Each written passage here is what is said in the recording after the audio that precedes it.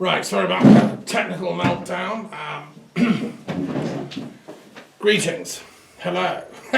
Thomas Daffern here again for my weekly song, poem and little talk. So today, as you know, is my fasting Sunday. I've been, at this for over a year now. I wish to God that the world would get back to normal, so I could have like a normal Sunday, but no, it's something I took on until Brexit is reversed, and the decision put back to the British people in the second referendum. I'm going to go on fasting once a week, and all the other stuff. You're welcome to join me. It's a sort of resistance, a show of resistance against the insanity and cruelty and absurdity of the world. The most recent outbreak being the coronavirus. Whose origin none of us actually know. The etiology has been, withheld from our actual reason. This is why I've called for a second opinion, down the Chinese Communist Party position, which is this was an accidental leak. Okay, thank you for that. As a scholar and philosopher and historian, I know enough to know that you always get a second opinion, and that can only come through the United Nations, inspecting all the laboratories, seeing if this was man-made. We'll believe that, but nobody is asking the UN to do it, which is itself to me very suspicious. I'll go on asking people of influence, scientists, philosophers, politicians, policy experts. The world is stuck into its own little agendas whilst we're all kind of suffering this virus and its ill effects, and people are dying.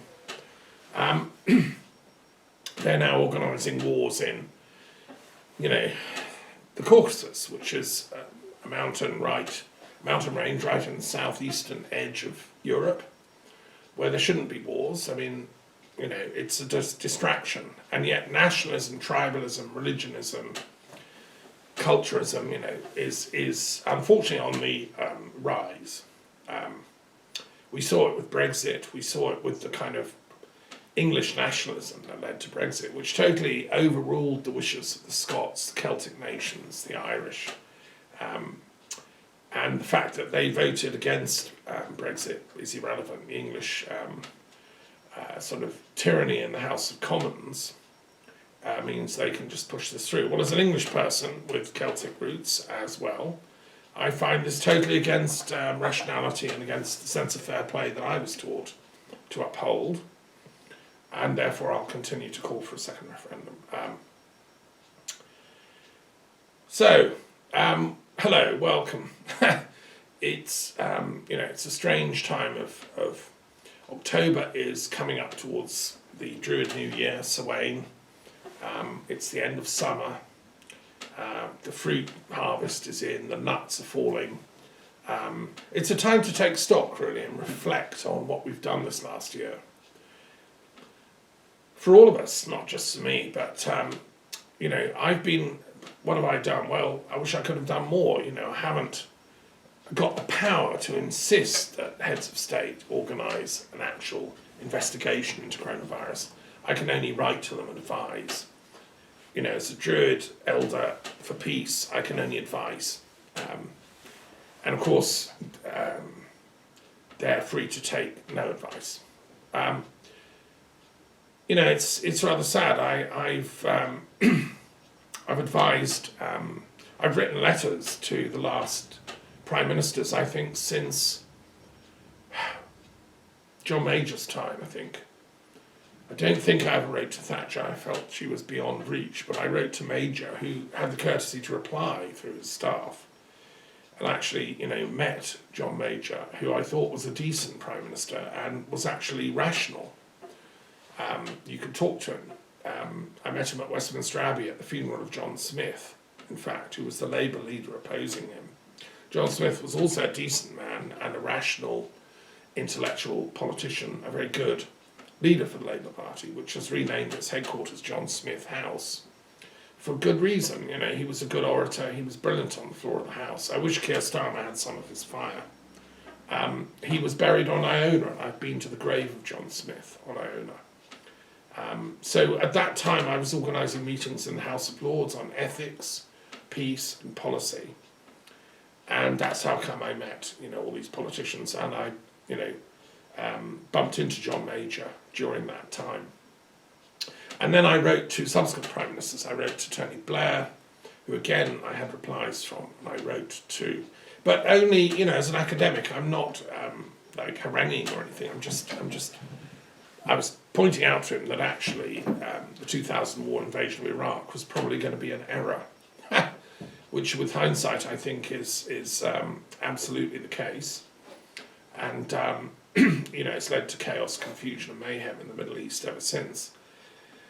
At that time I didn't realise that the 9/11 story was suspect. It hadn't occurred to me, and then I did my homework, and eventually I wrote a 2-volume book about it.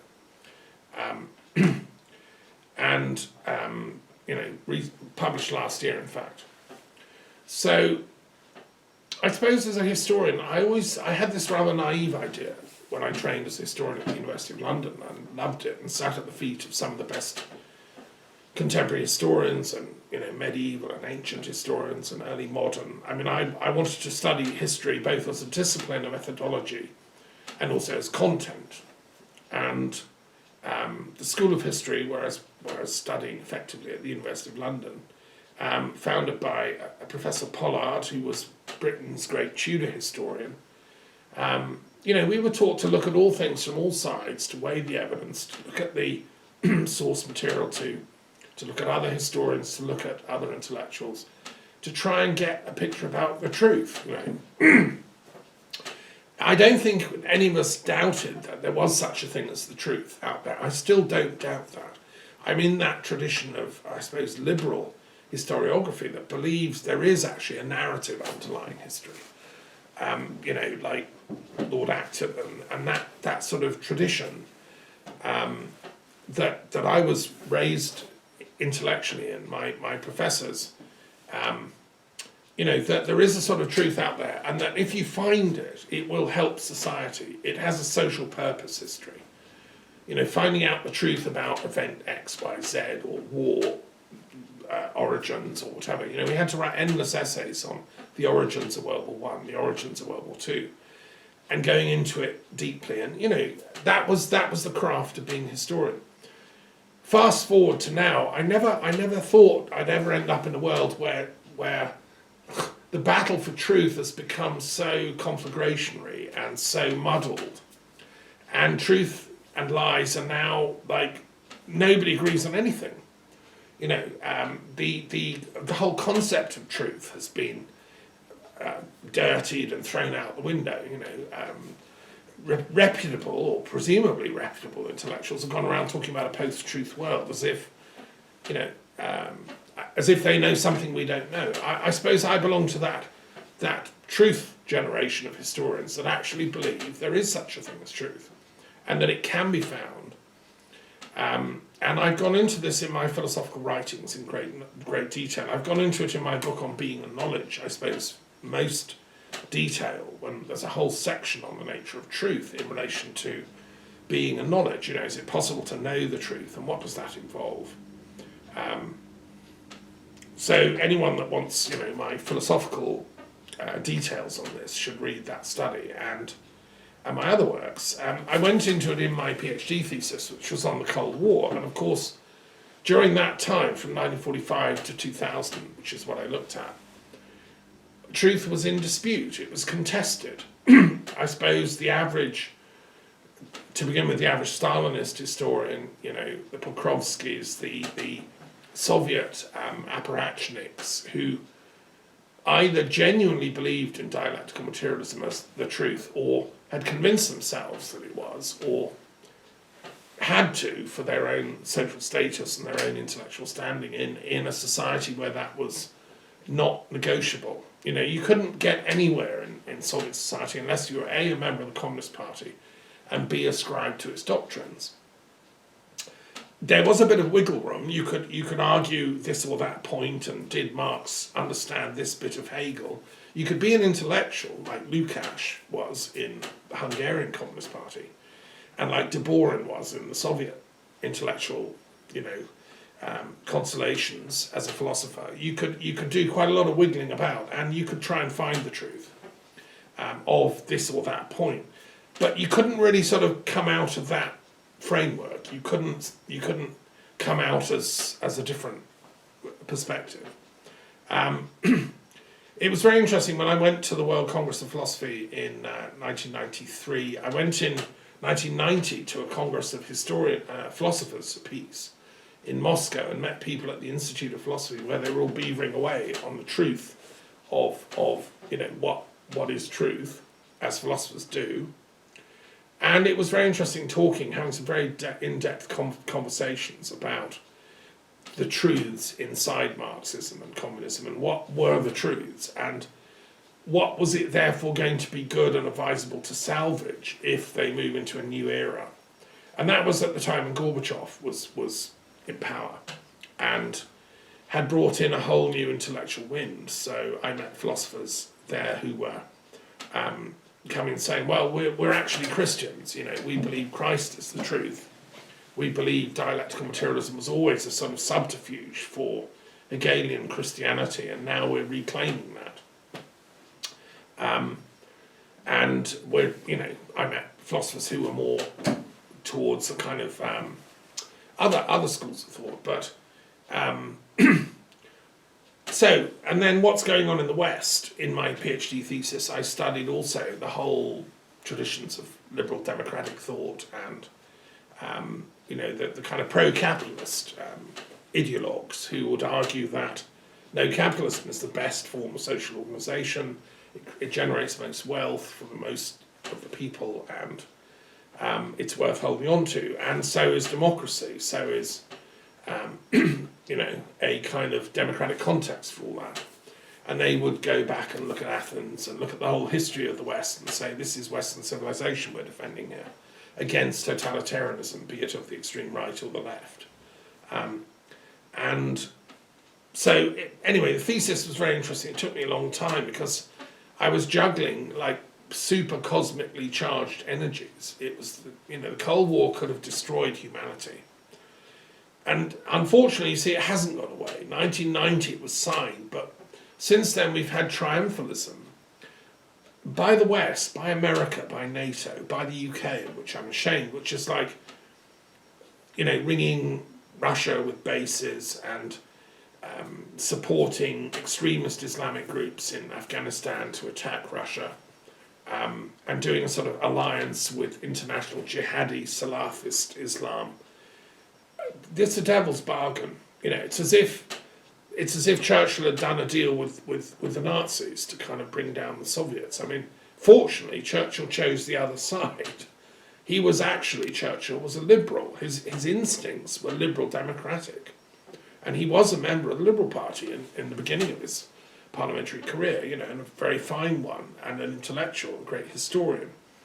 He was by instinct and by training a liberal.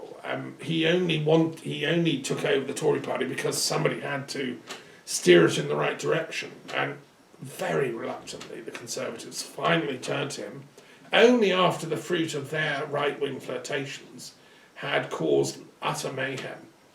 I mean, Britain was at war with on a shoestring with the devil of our own making, because our Tory grandees like Sir Samuel Hoare had funded the rise of Mussolini, as a Cambridge historian, Peter Martland, discovered. So this is with my sort of, I'm a 20th century specialist historian. That's what my PhD thesis is on, as well as a peace studies expert. That's how I got into peace studies, is through looking at the chaos that war brings in its train. And Churchill was wise enough, his instincts were to go with the Roosevelt-Russian alliance to defeat Nazi fascism, which he realised was a catastrophic intellectual error for Europe to be doing. Okay, so where are we now? Well, I hope that the American people are going to vote for the Liberal Democrat in their election and not for the fascist, the sort of who seems to have followed Mussolini's songbook. And there's a really interesting meme on Facebook with Trump looking like Mussolini. I mean, the facial gestures are uncannily similar. I think it shows a similar sort of buffoonery of approach, which is also very dangerous, because Mussolini was mocked and joked as a buffoon. He played that role, but actually he was lethal and dangerous to the Italian people. He locked up all the intellectuals. He killed a bunch. I mean, he allowed the Nazis to export the incredible, vibrant Jewish community of Italy. He colluded in their massacre.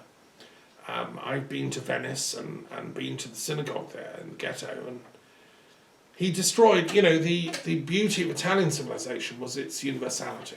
I'm a great fan, as you know, of the Renaissance period in European and world history, and that promise was for genuine universalism. That's what the teachers of the Italian Renaissance wanted. That gave birth to America. Amerigo de Vespucci was a disciple of that school of universalism. And that's why they all set out on their voyages across the world. We can't betray that heritage of universalism.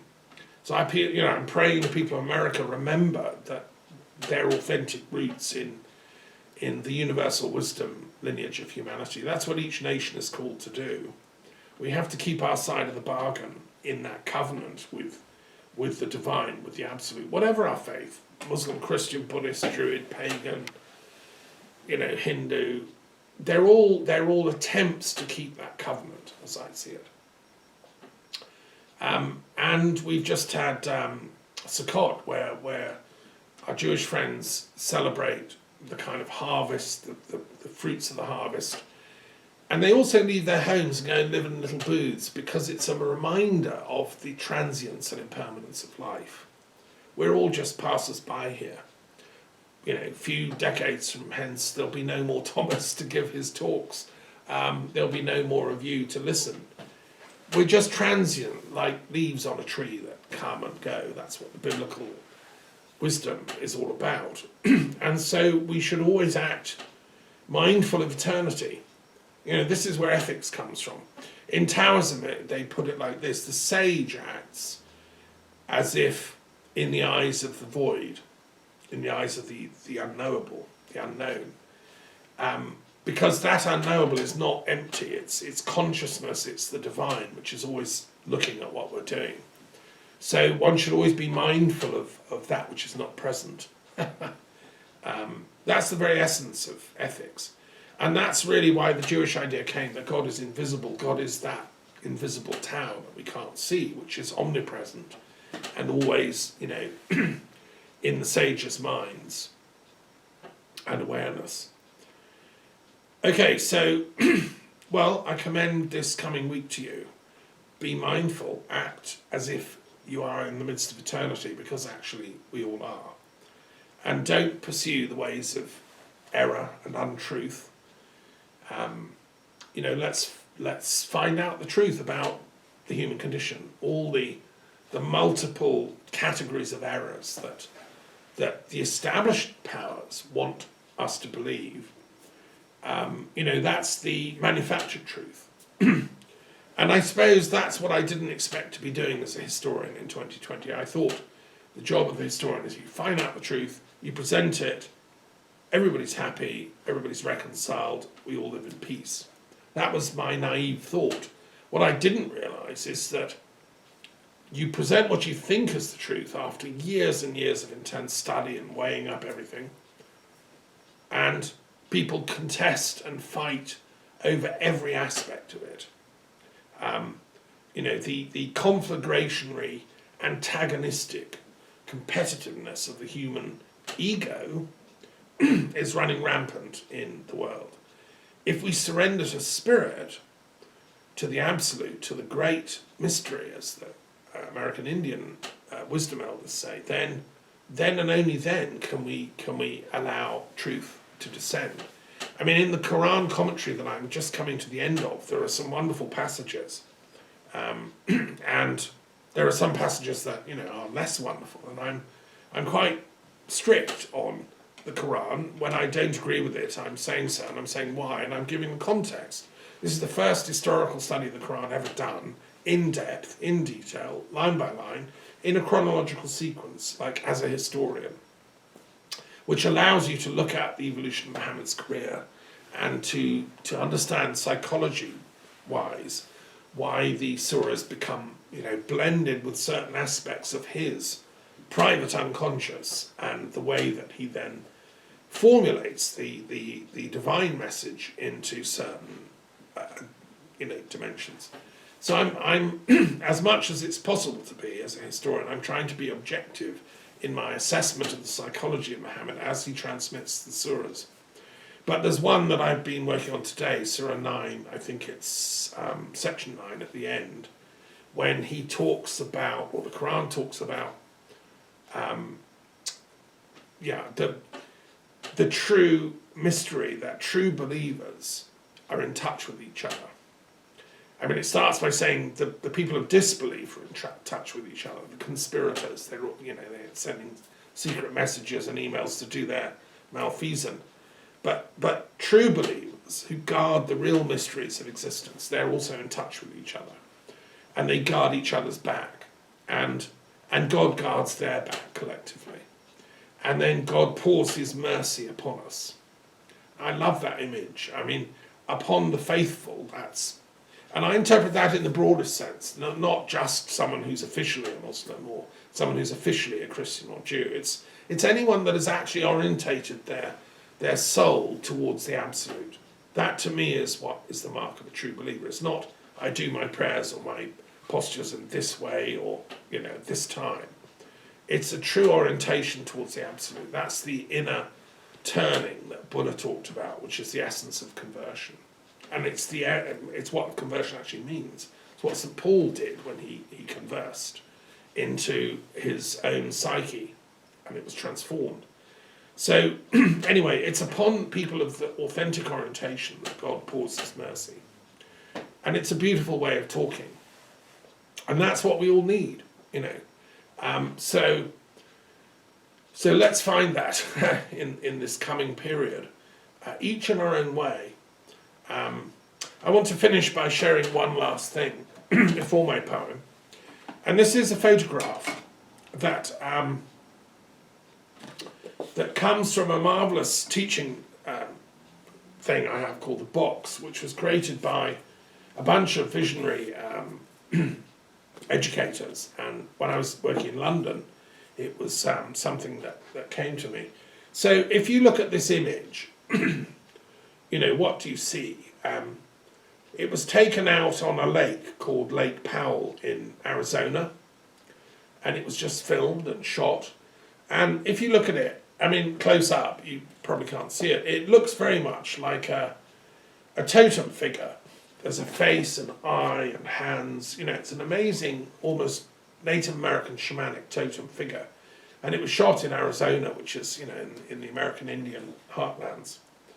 Anyway, the guy got home, developed his film, and this is what he saw. Shared it with his family, and everyone was, wow. Okay, and then, if you turn it that way round, you kind of realise what it is. It's water, it's a river. The rock above the water is reflected in the water. I hope you can see this. And of course, you look at it and think, that's just a kind of a river. The teaching is about perspective. A shaman can look at that and can say it's both. It is just a normal rock face overhanging a river or a lake. But it is also a totem figure. It is a spiritual being that comes out of the rock. And I think it's both and. So the question about perspective is all important. Everyone is now, combating as to which perspective we see things from. I'm a great believer in the dialectics of peace. The dialectics of peace demand that people in oppositionality should should try and synthesize their worldviews. I've also issued a declaration on behalf of the World Intellectual Forum, which I run here in Europe, that the Azeris and the Armenians fighting in the Caucasus should attend to this dialectics of peace. No nation, no tribe, no religion has a monopoly of truth. The Azeris have some, the Armenians have some, the Buddhists have some, the Hindus, the Druids have a bit. In the dialectics of peace, we're all called, to do this shift so that we can collectively see things anew. That requires humility, to be prepared to A, go for the conference, and B, to accept that other, that hated enemy, might have something to share with you. Their perspective is also valid. So what we have with the Azeris and the Armenians is two perspectives. One saying, shouting, no, it's a totem figure, look. And the other saying, no, it's a lake, it's just that. Well, it's both and. As a philosopher, trained in Western philosophy, which has struggled hard over the last 2,500 years, ever since Parmenides and Thales took their first steps, and Pythagoras, to realise that truth is perspectival. This is the point Jean Gebser made in his magisterial work, The Ever-Present Origin. He was a great man, great philosopher, art historian, intellectual, friend of Picasso, and a truly great philosopher who was like a one-man World Intellectual Forum, and who published this amazing book, The Ever-Present Origin. And he talks about, truth is perspectival. And Ken Wilber really hasn't discovered anything new. He's just sort of put it into a more complex framework, bless him.